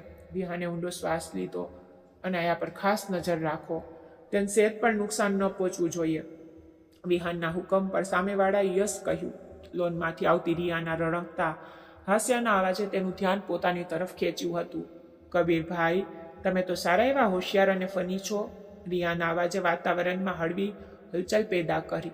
વિહાનની નજર તેના અસ્તિત્વ પર ઠરી ગઈ. તે છોકરીને પ્રેમ નહોતો કરતો, પણ ના જાણે ક્યારે તે તેના મગજ પર સવાર થઈ ગઈ હતી. ઘણી વાર કોશિશ કરી કે તેના વિચારોને મગજમાંથી ઝટકી દે. તે દિવસે જ્યારે તેણે રિયાનું પાણીમાં ડૂબાડ્યું હતું તે પણ કદાચ હંમેશા માટે તેના મગજ પર અંકિત થઈ ગઈ. ત્યાર પછી રિયા કેટલાય અઠવાડિયા સુધી ઘરે આવી નહોતી. તેને ખાતરી હતી કે તે ભૂલથી પણ હવે કોઈ ભૂલ નહીં કરે. અને પછી અચાનક તેને ખબર મળી કે રાજેશ અંકલની દીકરી રિયા માટે એક સંબંધ આવ્યો છે. વિહાન થોડી પળો સુધી કંઈ બોલી જ ના શક્યો. પોતાની જગ્યાએ પર સદબદ્ધ રહી ગયો, કારણ કે તે સારી રીતે જાણતો હતો કે આ ફક્ત સંબંધ નહોતો, જાણે કોઈ પ્લાન હતો, એક ચાલ, એક ઝાડ જે બહુ ચાલાકીથી બિછાવવામાં આવી હતી. પપ્પા, શું રાજેશ અંકલ ખરેખર આ સંબંધ નક્કી કરવાના છે? તેણે બેચેનીથી સવાલ કર્યો. વિક્રમજીએ શાંતિથી ચશ્મા ઉતારીને તેને જોયો. બિલકુલ, ઈરાદો તો આ જ છે. છોકરા ભણેલા ગણેલા ઘરનો જ, પોતે ભણેલો છે અને આવતા મહિને પ્રમોશનની પણ વાત ચાલી રહી છે તેની. જોકે રાજેશ કહી રહ્યો હતો કે પહેલા મોટી દીકરી અનાયા વિશે વિચારીશું, પરંતુ છોકરાવાળા જીદ પર અડેલા છે કે લગ્ન ના થાય તો કંઈ નહીં, સગાઈ જ કરી દઈએ. વિહાને શક્તિથી પોતાની મુઠ્ઠીઓ વાળી લીધી અને દાંત પીસ્યા. પપ્પા, મને રિયા પસંદ છે. આ વાત તેના પોતાના માટે પણ હેરાન કરનારી હતી. વિક્રમજીએ પણ ચોંકીને તેને જોયો. તારું મગજ ઠેકાણે છે? રિયા તારાથી બહુ નાની છે, તારાથી પૂરા 10 વર્ષ નાની. તો શું થયું પપ્પા? એ માણસ પર તો મારી જ ઉંમરનો છે જેની સાથે તેનો સંબંધ કરવા જઈ રહ્યા છો. વિહાનનો અંદાજ મજબૂત હતો અને જ્યાં સુધી વાત છે લાગણીઓની, તો રિયા પણ મન ચાહે છે. તમે બસ તેનો સંબંધ માંગી લો. વિક્રમજી હસી પડ્યા. તેણે તન ભાઈ કહેવાનું છોડી દીધું? આ સવાલ નહીં, કટાક્ષ હતો, કારણ કે તે તેનાથી પૂરા 10 વર્ષ મોટો હતો, એટલે તે બાળપણથી તેને ભાઈ કંઈ બોલાવતી હતી. જ્યારે વિહાનના ચહેરા પર નારાજગી ઉભરી આવી, કંઈ પણ કહ્યા વગર તે રૂમની બહાર નીકળી ગયો. બીજા દિવસે તે રિયાની કોલેજની બહાર ઊભો હતો. ઘંટ વાગ્યો. છોકરીઓ નીકળતી જતી હતી. રિયાએ જેવી વિહાનને જોયો, તેના ચહેરાના હોશ ઉડી ગયા. તે ચોપડી ચહેરાની સામે લાવી ઝડપથી પાછળની ગલીમાં વળી ગઈ. વિહાનના હોઠ પર સ્મિત ફેલાઈ ગયું. પાછળની ગલી સુમસામ હતી. તે પાછળ જોતી જોતી આગળની તરફ ભાગી રહી હતી. અચાનક કોઈ સખત અસ્તિત્વ સાથે અથડાઈને નીચે પડી ગઈ. હે ભગવાન, મારું માથું હાથથી પંપાળતી બોલી. નજર ઊંચી કરી તો સામે વિહાન ઊભો હતો. પોતાના પર કાબુ રાખ રિયા, ડરવાનું નહીં, કંઈ નહીં થાય. તે પોતાને હિંમત આપતી ધીમેથી ગણગણી હતી, પણ દિલના ધબકારા બેકાબુ હતા. શું તન મૂર્ખ લાગુ છું? વિહાને ઠંડા શબ્દોમાં કહ્યું. ના, બસ હું તો બધું ભૂલી ગઈ છું. જે જોયું, જે થયું, કસમથી કંઈ પણ યાદ નથી. તે ઝડપથી ગભરાઈને બોલી. વિહાને તેની વાત કાપતા હાથ લંબાવ્યો, પણ હાથ માટીથી ખરડાયેલો હતો. વિહાને ઝટકીને હાથ પાછળ કર્યો. કેટલી ગંદી આદત છે તારી! પોતાના હાથમાંથી ગંદી માટી ઝાપટતા તે ગુસ્સાથી બોલ્યો. તે જે રડવા જેવી થઈ ગઈ હતી એકદમ હસી પડી. મજાક હતી વિહાનભાઈ, તમે તો સિરિયસ થઈ ગયા. હું તો બસ આપણા બગડેલા સંબંધો સુધારવાની કોશિશ કરી રહી હતી. તમે તો મને બધું ભૂલાવી દીધું છે, અને જે કંઈ થયું તે પોતે પણ ભૂલી જાઓ ને. કે ના મેં કંઈ જોયું, ના તમે કંઈ કર્યું એના પછી. પણ વિહાને તેને ગુસ્સાથી ઘૂરી. કદાચ તે પાછલી મુલાકાત ભૂલી ગઈ હતી. વિહાન પળભર માટે અટક્યો, પછી રિયાના ઊંચા થતાં જ તેના દુપટ્ટાથી પોતાનો હાથ સાફ કર્યો. જ્યારે રિયાનું મોં ખુલ્લું રહી ગયું. મારી સાથે ચાલ. તેના શબ્દોમાં કોઈ નરમાશ, કોઈ અવકાશ નહોતો. ના, હું ચાલી જઈશ, મેં કેબ બુક કરી લીધી છે. તે ફરીથી બીજી તરફ વળવા લાગી. તેણે તેને હાથથી પકડીને ગાડી સુધી લાવી. તું બહુ વાકી છોકરી છે, તને સીધી કરવી બહુ જરૂરી છે. તેને ગાડીમાં બેસાડતા વિહાને તેને ગુસ્સાથી ઘૂરીને જોયું. તમે ક્યાં લઈ જઈ રહ્યા છો મને? હું વચન આપું છું, કોઈને કંઈ નહીં કહું. રિયા ફરીથી ગભરામણનો શિકાર થઈ, પણ વિહાને તેને જબરદસ્તી ગાડીમાં બેસાડી દીધી. ગાડી થોડી આગળ વધી તો ધ્રુજતા હોઠે તે ગણગણતી કંઈક ભણવા લાગી. કદાચ ભગવાનને પ્રાર્થના કરી રહી હતી કે હે ભગવાન, તેને આ માણસથી બચાવી લે. હું તારો કોણ છું? વિહાને એક સુમસામ જગ્યા પર ગાડી રોકી બહુ જ શાંતિથી પૂછ્યું. તેનો અચાનક સવાલ સાંભળીને તે મૂંઝાઈ ગઈ. તમે તો મારા ભાઈ છો. પ્રિયાએ એકદમ કહ્યું. ખોટું, વિહાન નમીન બોલ્યો. હું તારો ભાઈ નથી, તારો પડોશી છું. તો ક્યાંથી તારો ભાઈ થઈ ગયો? ફક્ત વિહાન કે ને. ના વિહાનભાઈ, આ તો બદતમીઝી કહેવાય. તમે આટલા મોટા છો મારાથી. તે એકદમ પરેશાનીથી બોલી. તું અત્યાર સુધી કેટલી તમીઝથી વાત કરી આવી છે મારી સાથે? વિહાનના સામા સવાલ પર તે નજર ચોરાવી ગઈ. કે વિહાને ફરીથી કહ્યું. વિહાન, પ્રિયાએ મુશ્કેલીથી કહ્યું. વિહાને શાંતિથી ગાડી સ્ટાર્ટ કરી. હવે એક વાત કાન ખોલીને સાંભળી લે. જો મારા પપ્પા તારા ઘરે સંબંધ માંગવા આવે તો ઇનકાર નહીં કરતી. હું કહી ચૂક્યો છું કે તું પણ મને પસંદ કરે છે. તારે આ જ કહેવાનું છે. તે જેટલી શાંતિથી કહી રહ્યો હતો એટલી ઝડપથી રિયા ઉપર જાણે કોઈ બોમ્બારો થઈ રહ્યો હતો. રિયાના ચહેરાના હોશ ઉડી ગયા. પરંતુ હું તો તમને પસંદ નથી કરતી વિહાનભાઈ, તે તરત બોલી. વિહાન રિયાની નજીક આવ્યું. રિયા બારણા સાથે જઈને ચોંટી ગઈ. ડેશબોર્ડ ખોલ્યું અને પિસ્તોલ કાઢીને સામે ડેશબોર્ડ પર મૂકી દીધી. હવે શું વિચાર છે? વિહાને આંખો ઊંચી કરતા પૂછ્યું. રિયાની જીભ તાળવે ચોંટી ગઈ. આંખોના ખૂણા ભીના થવા લાગ્યા. આ તો જુલ્મ છે, રિયાએ ધીમા શબ્દોમાં દુહાઈ દીધી. હા, પણ હજી જુલ્મ શરૂ પણ નથી થયો ને. હવે કે હું તમને પસંદ કરું છું? વિહાનની ફરમાઈશ પર રિયાન સમજમાં ના આવ્યું કે તે પરેશાન થાય કે હેરાન, અને પછી અચાનક જ તે રડી પડી. હું નહીં કહું. તેના ના પાડતા માથું હલાવા લાગી. તો પત કદાચ તન જીવતા રહેવાનો શોખ નથી. વિહાનના હાથ ડેશબોર્ડ તરફ વધ્યા, જ્યાં ગન પડી હતી. હું તો મજાક કરી રહી હતી, તે કહેવાની સાથે જ ઝડપથી પોતાના આંસુ લૂછવા લાગી. વિહાને હસીને હાથ પાછો ખેંચી લીધો. તારી મજાક કરવાની આદત તન કોઈ દિવસ મરાવી નાખશે. ખેર હા કહી દેજે, નહીતર મજબૂરીમાં બિચારા અંકલ આંટીને જ ક્યાંક રસ્તામાંથી હટાવવા પડશે. અને હું એવું બિલકુલ નથી ઈચ્છતો, વિહાને બહુ જ શાંતિથી કહ્યું હતું, જ્યારે તે ઝાલિમ પથ્થર દિલ ખલૂસ માણસને જોતી રહી ગઈ. અને પછી બહુ જ જલ્દી વિહાન અને રિયાનો સંબંધ નક્કી થયો, જેમાં બધાની જાણમાં રિયાની ખુશી પણ સામેલ હતી. સંબંધ નક્કી થોડા જ દિવસો થયા હતા ત્યાં રાજેશજીના શાળાનું એક્સિડન્ટ થઈ ગયો. બંને પતિ પત્નીની ઇમરજન્સીમાં ત્યાં જવું પડ્યું. મજબૂરીમાં અનાયા અને રિયાને વિક્રમજીના ઘરમાં છોડવા પડ્યા. રાતના જમવાના ટેબલ પર બધા લોકો હાજર હતા, સિવાય કબીરના. અનાયા તો આરામથી જમી રહી હતી, પણ રિયા માટે એક કોળિયો પણ ગળેથી ઉતારવો મુશ્કેલ થઈ રહ્યો હતો, કારણ કે સામેની ખુરશી પર વિહાન બેઠો હતો. રિયા, તારો અભ્યાસ કેવો ચાલી રહ્યો છે? વિહાનના સવાલ પર બધાની નજરો રિયા પર જામી ગઈ. તેની ચમચી પ્લેટમાં અટકી ગઈ હતી. ઠીક છે, તેને નાનો જવાબ આપ્યો. તેણે ભૂલથી પણ નજરો ઊંચી નહોતી કરી. એમ તો વિહાનભાઈ, તમારી સામે કેટલી ચૂપ બેઠી છે, નહીંતર આ તો એક પળ માટે પણ ખામોશ નથી થતી, અનાયાએ હસતા હસતા કહ્યું. જવાબમાં તો રિયાએ નજરો ઝુકાવીને પોતાનો પગ આગળ વધાર્યો અને જોરથી અનાયાના પગ સાથે અથડાવ્યું. પણ તે નિશાન ચૂકીને વિહાનના પગ પર જઈ વાગ્યો. જીભ તો બંધ થઈ ગઈ, પરંતુ પગ હજી પણ બહુ ચાલે છે. વિહાનના બોલવા પર રિયાએ ઝડપથી પોતાના પગ તરફ જોયું, અને પોતાનો પગ વિહાનના પગ સાથે અથડાયેલો જોઈ તે ખરાબ રીતે શરમાઈ ગઈ અને આંખો બંધ કરી લીધી. જ્યારે અનાયા પોતાનું હસવું રોકવા લાગી. મમ્મી, મને જરૂરી કામથી બહાર જવાનું છે, સવાર સુધી પાછો આવીશ. વિહાન નેપકિનથી હાથ સાફ કરતો ઊભો થયો અને ડાઇનિંગ રૂમની બહાર નીકળી ગયો. જમ્યા પછી બધા આરામ માટે પોતપોતાના રૂમમાં ચાલ્યા ગયા. અનાયા યુનિવર્સિટીના થાકને લીધે જલ્દી જ ઊંઘી ગઈ, જ્યારે રિયાનું મગજ એક જ સવાલમાં ખરાબ રીતે ગૂંચવાયેલું હતું.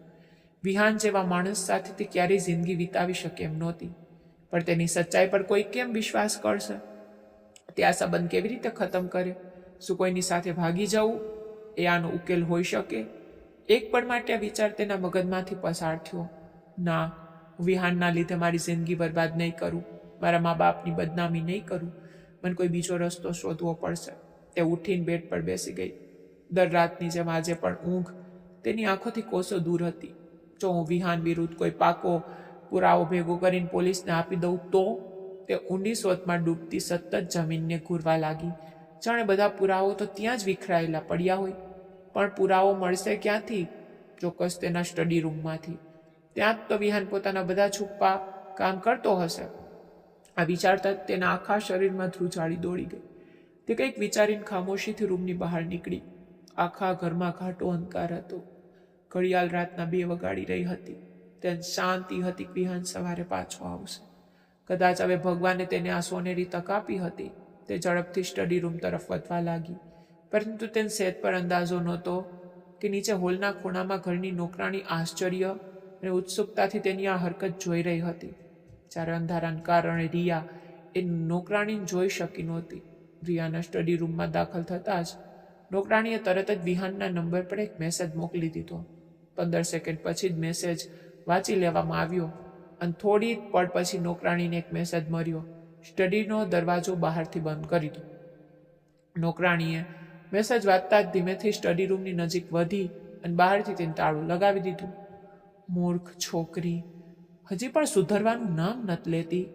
નોકરાણીએ અફસોસથી માથું હલાવ્યું. પાછી પોતાની જગ્યાએ બેસી ગઈ. જણાવ, કામ ક્યાં સુધી પહોંચ્યું? ક્લબની અંદર પગ મૂકતા જ કબીરે ઠંડા અંદાજમાં પૂછ્યું. આ સમયે તેનો દેખાવ બિલકુલ બદલાયેલો હતો. તે કાળી જીન્સ અને કાળી જેકેટમાં હતો. તેની સાથે એક બીજો છોકરો હતો. તે પણ તેની જેમ કપડામાં તેની સાથે સાથે ચાલી રહ્યો હતો. તમને ખબર છે ને, આવા કામ જલ્દી નથી થતા, પણ થઈ જાય છે. અમારા માટે કોઈ મુશ્કેલ નથી, તે સખ્ત નજરોથી કહેતો આગળ વધી રહ્યો હતો. ત્યાં એક છોકરી નખરાથી ચાલતી તેની બાહોમાં આવી પડી. પહેલા બીજા છોકરાની આંખોમાં તરત જ નારાજગી ઝલકી. જ્યારે કબીર ભમર ઊંચી કરીને છોકરીને જોવા લાગ્યો. તે કદાચ નશામાં હતી. પાછળ હટ. એ છોકરાનો અંદાજ બરફની જેમ ઠંડો થઈ ગયો.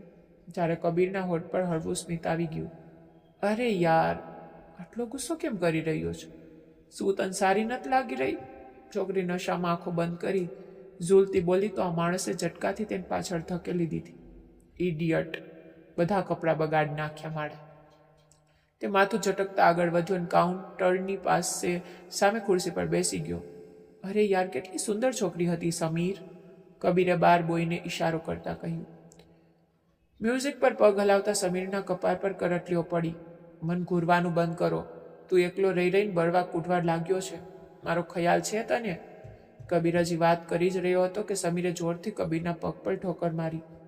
અરે જાહિલ માણસ, હું તો એટલા માટે કહી રહ્યો હતો, કોઈ માસૂમ છોકરી તો તારી આ થાકેલી હાલત પર ક્યારેય મરવાની નથી. તો જે મરી રહી છે તેને જ કિસ્મત સમજ. એટલામાં બાર બોયે આંગળીથી ટેબલ પર ટકોર કરી હતી. તેની આંગળીની નીચે એક નાની ચિઠ્ઠી રાખેલી હતી, જેને કબીરે તરત જ ઉઠાવી લીધી અને હુડીના ખિસ્સામાં નાખી. તને શું લાગે છે કાગળમાં શું હશે? હજી પહેલો ટાસ્ક પણ પૂરો નથી થયો, બીજો કેવી રીતે થશે? આ વખતે સમીર પરેશાન દેખાઈ રહ્યો હતો. તેમને આ કામ જોઈન કર્યાને 2 જ મહિના થયા હતા. ગયા મહિને તેમને બલરાજ ચૌધરીના ગેસ્ટ હાઉસની ગુપ્ત માહિતી મેળવવાનો હુકમ આપવામાં આવ્યો હતો.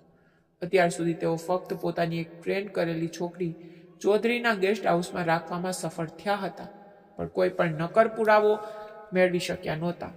કદાચ આ પહેલા કામના સંદર્ભમાં થોડું જ આસાન છે, સાવધાનીથી કરવામાં સમય લાગશે. કબીરે ખંભા ઉચકાવ્યા. તેઓ બંને થોડી વાર વધુ બહાર રોકાયા, જેથી કોઈને તેમના પર શંકા ન થાય, અને પછી ક્લબમાંથી બહાર નીકળી આવ્યા. અમે પૂરી કોશિશ કરીશું કે કામ સારી રીતે થઈ જાય, સમીરે કહ્યું. હા, સમસ્યા એ છે કે આપણને માણસની ખબર પણ નથી જે આપણી પાસે આ કામ કરાવી રહ્યો છે. ખબર નથી કોણ છે યાર, ફક્ત ફોન પર વાત કરે છે. ગાડી સ્ટાર્ટ કરતા કબીર ગણગણ્યો. થોડી વાર પછી ગાડી એક નાના વિસ્તારની ગલીમાં જઈને રોકાઈ. ત્યાં એક લોખંડનો મોટો દરવાજો હતો. સમીરે ગેટ ખોલીને અંદરની તરફ વધ્યો. અંદર આવવાનું નહીં કે? કબીરે મોં બગાડીને પૂછ્યું. ના, સમીરે એકદમ રૂખો જવાબ આપ્યો. દરવાજો ખોલીને અંદર જતા કબીરના મોં પણ બંધ પણ કરી દીધો. કેવો બેમુરવત છે આ માણસ! હું તેને આટલે દૂર સુધી અહીં છોડવા આવ્યો અને કબીરે ફરીથી ગાડી સ્ટાર્ટ કરી અને ત્યાંથી ચાલ્યો ગયો. હે ભગવાન, મને આજે કોઈ એવો પુરાવો મરી જાય કે વિહાન કોઈ પણ સંજોગોમાં બચી ન શકે. સૌથી પહેલાં વિહાનના ટેબલ તરફ વધી અને ઝડપથી ખાનું ખોલીને જોવા લાગી. તે એક પછી બીજું ખાનું શોધી રહી હતી. અંદરથી નીકળતા કાગળોને ધ્યાનથી જોતી જતી હતી. તેણે દિવાલ તરફ હાથ મારીને LCD શોધવાની કોશિશ કરી, જે તે દિવસે અહીં નજર આવી હતી. તેને ખાતરી હતી કે તે તેનો વહેમ નહોતો. ક્યાંક તે દિવાલની અંદર તો નથી ચાલી ગઈ? તે વિચારતી આખી દિવાલ પર હાથ મારવા લાગી. ભગવાન, અહીં કોઈ અજીબ અવાજો આવી રહ્યા છે. દિવાલના થોડા ઉપર સુધીનો અવાજ અનુભવતા તે નીચે નમી કે ત્યારે જ અચાનક સ્ટડી રૂમનો દરવાજો ખુલી ગયો. તેની આંખો આશ્ચર્યથી ફેલાઈ ગઈ. તે તરત જ એક મોટા ટેબલની નીચે છુપાઈ ગઈ, જ્યાં એટલી જગ્યા હતી કે તેના જેવી 2 છોકરીઓ આરામથી છુપાઈ શકે. આ સમયે કોણ આવી ગયું? વિહાન તો બહાર છે. પરસેવો લૂંટતા તેણે પોતાના દિલમાં વિચાર્યું કે જ્યારે તેના કાનમાં એક ઠંડો અવાજ પડ્યો, આને ખત્મ કરી દો, અને ખત્મ કરીને બાબતને જ ખતમ કરો.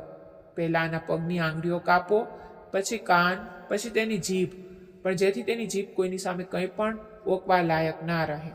આ ભવિષ્યમાં મારી બાબતોમાં દખલગીરી ના કરી શકે. એટલા માટે આની આંખો પણ કાઢી લો. વિહાનનો અવાજ સાંભળીને રિયાના ગળામાં ડરનો એક ગોળો ફસાયો હતો. તેના હાથ ખરાબ રીતે ધ્રુજવા લાગ્યા. એક જાસૂસનું આટલું ભયાનક મોત! તે પણ તો જાસૂસી જ કરી રહી હતી. વિહાન તેની સાથે શું કરશે? પણ આ પાછો કેવી રીતે આવી ગયો? તે જે તીવ્રતાથી વિહાનના જવાની દુઆઓ માંગી રહી હતી, તેની ખુરશી પર બેસતો જોઈને છાની છાની હવે રડવા લાગી. તે થોડી પાછળ હટી વિહાન ઉપર ખુરશી પર બેઠો હતો. તેની સામે વિહાનના બૂટ હતા. વાત કરતાં કરતાં વિહાનનો પગ થોડો આગળ વધ્યો તો રિયાએ જોરથી આંખો બંધ કરી લીધી. આના પર વિહાન ત્યાંથી ઊભો થઈ ગયો. ટેબલના આગળના છેડા પર આવીને તેણે આંગળીથી ટેબલ વગાડ્યું હતું. વિહાન લાગ્યું કે આંગળીની ટકટકે મૃત્યુની દસ્તક છે. હું પેનડ્રાઈવ શોધી રહ્યો છું પણ મળી નથી રહી. કદાચ ટેબલની નીચે હોય. હું જોઉં છું. છાતી પર હાથ બાંધીને તેવી રીતે વાત કરી રહ્યો હતો જાણે ફોન પર કોઈની સાથે વાત કરી રહ્યો હોય. જોકે તેની ચમકતી આંખો ટેબલ પર અટકેલી હતી. જ્યારે રિયાનો જીવ તો હોઠ પર આવી ગયો હતો. સારું, ચાલો ઠીક છે, પહેલાં કબાટમાં જઈને જોઈ લઉં છું. તે જાણી જોઈને કબાટ તરફ વધ્યો હતો કે રિયા ટેબલ નીચેથી નીકળી અને ઘૂંટણભેર સરકતી સરકતી જલ્દી સોફાની પાછળ જવા લાગી. જ્યારે તે નાની ટેબલ સાથે અથડાઈ, ટેબલ પર રાખેલું ફૂલદાની જમીન પર પડ્યું. રૂમના શાંત વાતાવરણમાં એક જોરથી અવાજ થયો, થોંભો. મને લાગે છે કે કોઈ મારી જાસૂસી કરી રહ્યું છે. વિહાને પુસ્તકને સ્પર્શ કરતા પોતાનું સ્મિત છુપાવ્યું. બીજી ક્ષણ એક નિર્દોષ બિલાડીનો અવાજ તેના કારે પડ્યો. મ્યાઉ. સ્મિત છુપાવતા બોલ્યો, અરે કેટી, તું કેટી નીલમજીની નાની બિલાડી હતી જે કદાચ બારીમાંથી અંદર આવી ગઈ. અને રિયાએ રાહતનો શ્વાસ લીધો કે તે બચી ગઈ. ઠીક છે, મને પેનડ્રાઈવ મળી ગઈ છે. હાલમાં હું આને ત્રીજા ખાનાના લીલા પુસ્તકની નીચે છુપાવી રહ્યો છું. આ પેનડ્રાઈવ બહુ જરૂરી છે. આમાં અમારા બધા કાળા ધંધાઓનો ડેટા છે. જો આ પેનડ્રાઈવ કોઈના હાથમાં આવી ગઈ તો સમજો આપણી રમત પૂરી. આપણને કોઈ બચાવી શકશે નહીં. વિહાને ત્રાસી નજરે સોફાની પાછળ છુપાયેલી રિયા તરફ જોતા કહ્યું. પછી કબાટની પાછળથી નીકળીને રૂમની બહાર ચાલ્યો ગયો. દરવાજો બંધ થવાના અવાજ પર રિયાએ રાહતનો શ્વાસ લીધો. જ્યારે વિહાનના જવાની ખાતરી થઈ ગઈ તો સોફાની પાછળથી નીકળીને તરત જ કબાટ તરફ ભાગી. મૂર્ખ, પોતે પોતાના બધા પુરાવા મન સોંપી ગયો. હવે નહીં બચે કહેતા તે ઝડપથી કબાટ તરફ વધી. ત્રીજા ખાનાનું લીલું પુસ્તક. તે ઝડપથી કહેતી પુસ્તક શોધવા લાગી. પણ ત્રીજા ખાનાની પાસે આવતા જ દિલ ધ્રુજી ગયું. અહીં તો આટલા બધા લીલા પુસ્તકો છે. એક ક્ષણ માટે તેનું માથું ચકડાઈ ગયું. હવે શું કરું? તેના કપાળ પર કરતલીઓ પડી. તેટલી મગન હતી કે તેને પોતાના પાછળ કોઈની હાજરીનો અહેસાસ જ ન થયો. તું ત્રીજા નહીં પણ બીજા ખાનામાં શોધી રહી છે? પોતાના પાછળથી અવાજ સાંભળીને રિયા ખરાબ રીતે ચોંકી ગઈ. અરે હા, કેટલી મૂર્ખ છું, આભાર. પાછળથી આવતા અવાજને આભાર કહેતા તે ત્રીજા ખાના તરફ વધી અને તરત જ એક લીલું પુસ્તક ઉઠાવ્યું, જેની નીચે એક નાની પેનડ્રાઈવ રાખેલી હતી. તે પેનડ્રાઈવને ઉઠાવતા જ અચાનક તેનું મગજ જાગ્યું અને આખું શરીર જાણે ડરના માર્યા થ્રીજી ગયું. તેણે જોરથી પોતાની આંખો બંધ કરી દીધી. દિલ ખરાબ રીતે ધડકવા લાગ્યું. તે બેજાન થતા પગે પાછળ ફરી તો વિહાન પહેલા ખાનાનો ટેકો લઈને હાથમાં અણીદાર છડી પકડી તેની ધાર તપાસી રહ્યો હતો. વિહાન, મહેરબાની કરીને આને અંદર રાખી દો. મારું દિલ એમ જ બહાર આવી જશે, છરી વગર જ. વિહાનના હાથમાં છરી જોઈને તે રડી પડવા તૈયાર હતી. ત્યારે વિહાને છરી પરથી નજર હટાવીને ગંભીરતાથી તેને જોઈ. ક્યાં છે તારું ચંચળ દિલ? બહાર નીકાળીને ભાગી તો નથી ગયું ને? બહુ જ જિદ્દી દિલ છે તારું, મને તો દેખાય જ નથી રહ્યું. તે બહુ જ ગંભીરતાથી વાત કરી રહ્યું હતું કે રિયાન તેની શૈલી પર ડર લાગવા માંડ્યો. તું ગુપ્ત રૂમમાં શું શોધવા આવી હતી રિહા? વિહાને હવે કડક અવાજમાં પૂછ્યું. કંઈ પણ નહીં, રિયાએ જલ્દીથી કહ્યું. હું સવાલ વારંવાર નહીં દોહરાવું. આ કોઈ બગીચો તો નથી જ્યાં તું રાત્રે 2 વાગ્યે ફરવા આવી હોય. હું વિહાનભાઈ, તેને ગભરાણમાં કંઈ પણ સમજાઈ નહોતું રહ્યું. જૂઠ બોલવા માટે મગજ હોશમાં હોવું જરૂરી હતું, પરંતુ આ સમયે તેનું મગજ બિલકુલ શૂન્ય થઈ ચૂક્યું હતું. ચહેરાથી તો માણસ લાગે છે, જવાબ બકરી જેવો કેમ? અફસોસ સાથે કહેતા તે રિયાની બિલકુલ નજીક આવી ગયો કે તે દિવાલ સાથે ચોટીને ડરથી વિહાનને જોવા લાગી. છરી તેના ઈશારો કરવા પર વિહાને છરી તરફ જોયું. હા, મને પણ ખબર છે કે આ છરી છે, પરંતુ તું આનાથી ના ડર. આ તો હું એ લોકો પર વાપરું છું જે મારી જાસૂસી કરે. પરંતુ તે તો એવું કંઈ પણ નથી કર્યું ને? વિહાને છરી બંધ કરતા પૂછ્યું તો રિયાએ ઝડપથી માથું નામાં હલાવ્યું. સારી છોકરી, મને તારાથી આ જ આશા હતી. હવે જણાવ, આટલી રાત્રે મારા અભ્યાસખંડમાં શું કરી રહી હતી? દિવાલ પર ડાબો જમણો હાથ ટકાવી તે રિયા પર ઝૂક્યો. એવી રીતે તેના શ્વાસની સળસળાહટ રિયાન પોતાના ચહેરા પર અનુભવાઈ રહી હતી. વિહાનની નજર રિયાના કપાળ પર ચમકતા પરસેવાના નાના ટીપા પર પડી. તમારો અભ્યાસખંડ છે, મને તો ખબર જ નહોતી. તે કંઈ ન સમજતા તરત બોલી તો વિહાન તેને ઘૂરીને જોવા લાગ્યો. તને સાચ જ નહોતી ખબર? આ સવાલ પૂછતા તે થોડો વધુ રિયાની નજીક થયો તો તે ઝડપથી આંખો બંધ કરી ગઈ. રિયાનું આ રીતે ડરથી ધ્રુજવું તેને અંદર જ અંદર બહુ જ શાંતિ આપી રહ્યું હતું. અને વાતનો અંદાજ રિયાને બિલકુલ નહોતો. જે હું સમજી, આ કાકાનો અભ્યાસખંડ છે. તેમણે મને કહ્યું હતું કે જો હું કંટાળી જાઉં તો તેમના અભ્યાસખંડમાંથી પુસ્તકો લઈને વાંચી શકું છું. તેણે બહુ જ જલ્દી જૂઠ બોલ્યું. વિહાને પ્રભાવિત થવાના અંદાજમાં માથું હલાવ્યું પણ હાથ પાછળ ન હટાવ્યા. તમને ગેરસમજ થઈ છે વિહાનભાઈ. હું તમારી જાસૂસી નથી કરી રહી, સોગંદ લઈ લો. તે આંખો બંધ કરતા એક જ શ્વાસે બોલી તો વિહાન તેનો ગભરાયેલો ચહેરો જોવા લાગ્યો. હું તો કંઈ પણ તો નથી કહી રહ્યો રિયા, આંખો ખોલ. વિહાન શાંત શબ્દોમાં કહ્યું તો રિયાએ તરત જ આંખો ખોલી દીધી. રિયાને અટકીને આવતા શ્વાસ જોઈને તે ઊંડો શ્વાસ લઈને રહી ગયો. મહેરબાની કરીને દૂર થઈ જાઓ મારાથી, મારો દમ ઘૂંટાઈ રહ્યો છે. આ કહેતા આવે તેની આંખોમાંથી આંસુ પણ વહેવા લાગ્યા હતા અને વિહાનનું દિલ મુઠ્ઠીમાં બંધ થઈ ગયું. આ છોકરીનો નશો ન ચાહવા છતાં પણ ધીમે ધીમે વિહાન પર ચડવા લાગ્યો. તે કુદરતી રીતે જ તોફાની હતી અને ત્યાં જ વિહાન બહુ જ શાંત અને ગંભીર સ્વભાવનું. ઠીક છે, તે તેના આંસુ જોઈને પાછળ થયો અને બીજી ક્ષણે રિયાએ તક મળતા જ દરવાજા તરફ દોડ લગાવી દીધી. દરવાજાનું હેન્ડલ પકડીને જોરથી ખેંચ્યું પણ દરવાજાએ તેને દગો આપી દીધો. થોડી ક્ષણો માટે વિહાનને કંઈ સમજાયું જ નહીં. એટલે કે મગરના આંસુ આ છોકરી ક્યારેય નહીં સુધરી શકે. તેની હરકત પર વિહાને નામાં માથું હલાવ્યું, હાથ છાતી પર બાંધી લીધા. જ્યારે બીજી તરફ રિયા પોતાની પૂરી તાકાત લગાવતા દરવાજા સાથે જોર અજમાઈશ કરવા લાગી. પોતાનો એક પગ દરવાજા પર રાખતા પૂરી તાકાતથી દરવાજાનું હેન્ડલ ખેંચી રહી હતી. વિહાને ઊંડો શ્વાસ લીધો અને સોફા તરફ વધતા પગ પર પગ ચડાવીને બેસી ગયો. જ્યારે તેની નજર રિયા પર ટકેલી હતી, જે દરવાજાના હેન્ડલ સાથે યુદ્ધ કરવામાં વ્યસ્ત હતી. તે પૂરી રીતે પરેશાન થતા પાછળ ફરી તો વિહાન તેને બહુ ઊંડી નજરે જોઈ રહ્યો હતો અને તેનું દિલ ધ્રુજી ગયું. આખરે આ દર વખતે તેની સાથે આવું કેમ થતું હતું? કૂતરા કમીના દરવાજા. તેણે ગુસ્સાથી દરવાજા પર કોળી મારી પણ પછી પોતાની જ કોણી ઘસવા લાગી. હું ભાગી નહોતી રહી. શું તમને એવું લાગ્યું કે હું ભાગી રહી હતી? પોતાને સંભાળતા રિયા થૂક ગળતા પૂછ્યું. જ્યારે વિહાને માથું નામાં હલાવ્યું. તું ભાગી નહોતી રહી રિયા, તું તો દરવાજો તોડવાનો પ્રયત્ન કરી રહી હતી. વિહાને અફસોસ સાથે કહ્યું. સારું, હવે આ જણાવ અહીં કેમ આવી હતી? તે ફરીને પાછા એ જ સવાલ પર આવી ગયો. ફરી એ જ વાત. મેં કયુંનું પુસ્તક લેવા આવી હતી? કયું પુસ્તક? વિહાને આગલો સવાલ પૂછ્યો. આ વાળું. રિયાએ જલ્દીથી પુસ્તકોના ખાનામાંથી એક પુસ્તક ઉઠાવીને વિહાનની સામે કર્યું.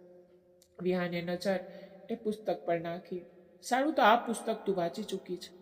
રિયા તરત માથું હામાં હલાવા લાગી. તેણે અત્યાર સુધી પુસ્તકનું નામ જોયું નહોતું. હા, હું આ પુસ્તક 2 વાર વાંચી ચૂકી છું. કાકી પાસેથી લઈને. બહુ ગમે છે મને. તો બસ અત્યારે ફરીથી વાંચવાનું મન કરી રહ્યું હતું, એ જ લેવા આવી હતી. વિહાનનું દિલ તેના જૂઠ પર વાહ વાહ કરી ઉઠ્યું. તન ગ્રહોને વાંચવાનો બહુ શોખ છે ને? વિહાનના કહેવા પર રિયાએ જલ્દીથી પુસ્તકને જોયું. તેની આંખો મોટી થઈ ગઈ. તે ગ્રહોનું પુસ્તક હતું. ઠીક છે, રૂમમાં જા, એકવાર હજુ વાંચી લે. કાલે હું તને આ પુસ્તકમાં રહેલા કોઈ પણ ગ્રહ વિશે સવાલ પૂછી શકું છું. જો જવાબ સાચો છે તો હું સમજી જઈશ કે તું સાચી છે અને તું અહીં પુસ્તક જ લેવા આવી હતી. પરંતુ જો તે જવાબ ન આપ્યો તો તે વાત કરતાં તેની સામે આવ્યો. પોતાની વાત અધૂરી છોડી દીધી. રિયાએ થૂક ગળતા પૂછ્યું. વિહાને ગંભીરતાથી તેનો ચહેરો જોયો. નિર્દોષ ડરેલો ચહેરો. તો જે છરી મેં અંદર રાખી છે ને તેને પાછી બહાર કાઢી લઈશ. તારી સાથે એ જ કરીશ જે હું જાસૂસી કરનારાઓ સાથે કરું છું. વિહાને બહુ જ શાંત અંદાજમાં કહેતા રિયાને ઉપર નીચે સુધી ગંભીરતાથી જોઈ. જ્યારે રિયા ડરના માર્યા સિસકારી ભરી ગઈ. વિહાને હાથમાં પકડેલા નાના રિમોટનું બટન દબાવ્યું તો બીજી ક્ષણે અભ્યાસખંડનો દરવાજો ખુલી ગયો. દરવાજો ખુલતા જ રિયા ઝડપથી બહારની તરફ નીકળવા લાગી. ત્યારે વિહાને તેની પાછળની બૂમ પાડી. વિહાનના અવાજ પર તે અટકી ગઈ. જી? રિયાએ પૂછ્યું. પેનડ્રાઈવ આપીને જા. વિહાનના કહેવા પર તેને પોતાની મુઠ્ઠીમાં દબાવેલી પેનડ્રાઈવ તરત જ વિહાનની સામે કરી તો વિહાને પેનડ્રાઈવની સાથે તેની કાંડી પણ પકડી લીધી. તે નિર્દોષ તો કંઈ પણ સમજી પણ શકી નહીં. વિહાનની નજીક ખેંચાતા ગભરાઈને વિહાનને જોવા લાગી. અને હા, અત્યારે જે તું વારંવાર વિહાનની સાથે આ બીજો શબ્દ લગાવી રહી હતી ને, તો આગળથી ધ્યાન રાખજે, ભાઈ નથી તારો, થનારો પતિ છું. હવે પછી આ શબ્દ મોંમાંથી નીકળ્યો ને તો આટલી વારથી થઈ રહેલી વાતચીતમાં પહેલી વાર હતું જ્યારે વિહાન સાચે જ ગુસ્સામાં આવતા તેને ખરાબ રીતે ધમકાવી ગયો હતો. રિયાનો ચહેરો આ ડરમાં પણ લાલ થવા લાગ્યો. ઝડપથી ચહેરો નીચે નમાવતા તે માથું હામાં હલાવા લાગ્યું. સારી છોકરી, હવે જા. કાલે સાંજે હું તને આ પુસ્તક વિશે સવાલ પૂછીશ. વિહાનના કહેતા જ તે રૂમમાંથી બહાર નીકળવા લાગી. ત્યારે ત્યાં રાખેલા લોખંડના કુંડાના સ્ટેન્ડ સાથે પગ પર ઈજા થઈ અને આંગળીમાંથી સહેજ લોહી નીકળી આવ્યું. પણ તે અટકી નહીં, પરંતુ વીજળીની ઝડપે ત્યાંથી ભાગી ગઈ. વિહાન ત્યાં જ ઊભો તેને જતી જોતો રહ્યો. રૂમમાં આવતા જ રિયા એવી રીતે પથારીમાં ભરાઈ ગઈ જાણે તેની પાછળ કોઈ ડાકણ પડી હોય. તેનું આ રીતે કરવાથી અનાયા ચમકીને જાગી ગઈ હતી. શું કરી રહી છે રિયા? અજ્ઞાનીઓની જેમ પથારીમાં ભરાઈ રહી છે. પાછળ કોઈ ભૂત લાગી ગયું કે શું? અનાયા ગુસ્સાથી કહેતા પણખું ફરવા લાગી.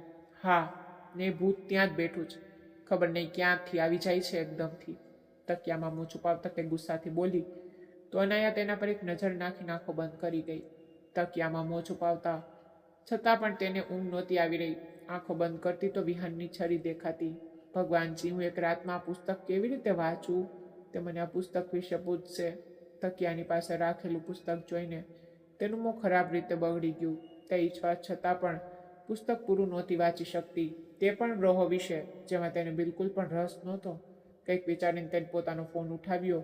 ChatGPT પર કંઈક લખવા લાગી. શરીરનું તાપમાન કઈ ઘરેલું ઉપાયો. તેનું મગજ ઝડપથી કામ કરી રહ્યું હતું. બીજી ક્ષણે તેના હોઠ પર ઊંડું સ્મિત હતું અને તે ફોન બંધ કરીને શાંતિથી આંખો બંધ કરીને સૂઈ ગઈ.